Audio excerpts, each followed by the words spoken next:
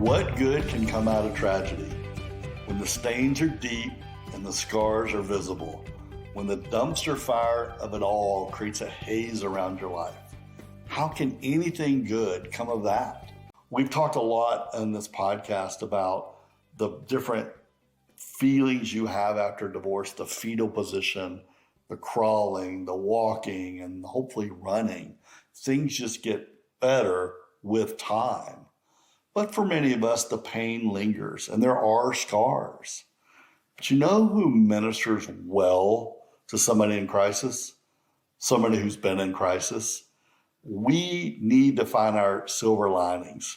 This whole podcast, I push against the church's t-shirt theology and not having simple answers to complex problems. You know, one of the things that we do is Romans 8:28. God causes all things to work together for good. There's just this primary misunderstanding of this verse, and it revolves around the belief that it's a promise meant to be fully experienced in this lifetime. You know, when tragedy unfolds, there's a suggestion that it will ultimately lead to something good within the confines of our current life. But frequently, this misconception and misapplication, they come from a place of good intention, and it feels like the nice thing to say is like, things are bad, the storm's bad, but it's going to be pretty. But these misinterpretations can have unintended and potentially destructive consequences for those who receive this well-meant advice. Tragedies are real. There are times for suffering. The Bible says there's time for pain and for sadness. And this idea that God has something better for you and he's going to work it out for good, it's not true necessarily. Like, I could have a car wreck today. I could die tomorrow. I could get cancer tomorrow. So anybody who told me, God's got somebody better in store for you, I never believed that. And it's unhealthy. So we don't want to be one of the people who relay that nonsense. Remember the commandment. I've probably mentioned it 3 or 4 times in this whole podcast. Don't take the Lord's name in vain. Well, this is that, speaking for God, saying God is going to make your life better than before. And you don't want to promise somebody that if they just get through this, God's got something better in this life. So don't throw cheap t-shirt theology at these complex issues.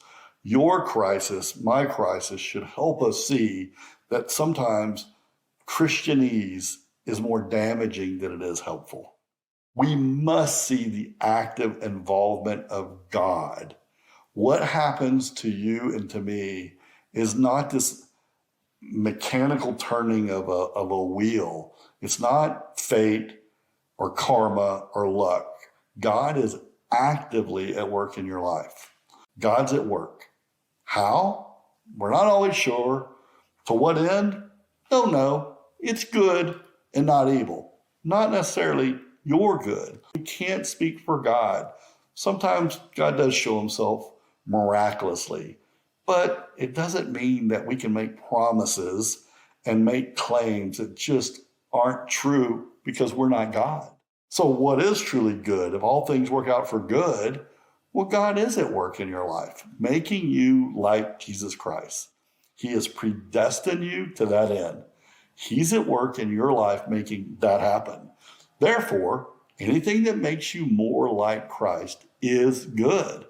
Anything that pulls you away from Christ is bad. Our good and God's good are not the same. We want happiness, fulfillment, peace, long life, blessings. God is at work in us and through us by everything that happens to us to transform us into the image of his Son. Does that include the worst that happens to us? Yes. Does that include the things that hurt us deeply? Yes. Does it include times when we're heartbroken? Yes. Does that include times when we sin? Yes. Does it include the time when we doubt God? Yes.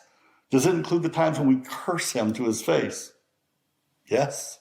If you like this content, then subscribe for even more resources, fun, laughter, and sound advice for Christians adventuring in unyoked living. Not just divorce recovery, but for brave men and women who are growing and going and living a life on mission. Blessings.